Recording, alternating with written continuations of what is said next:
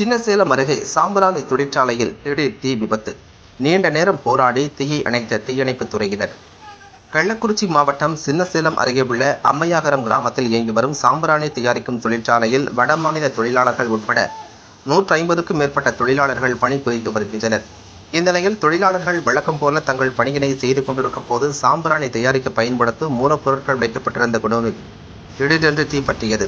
சிறிது நேரத்தில் தீ மளமளவென பரவிய நிலையில் அங்கிருந்த ஊழியர்கள் நல்வாய்ப்பாக வெளியேறினர்.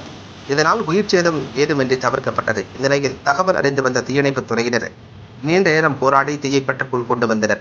இந்த தீ விபத்தினால் அப்பகுதியில் கரும்புகை சூழ்ந்து கொண்டது. மேலும் இந்த தீ விபத்தில் பல லட்சம் ரூபாய் மதிப்பிலான பொருட்கள் சேதமடைந்ததாக தெரிவித்துள்ளனர்.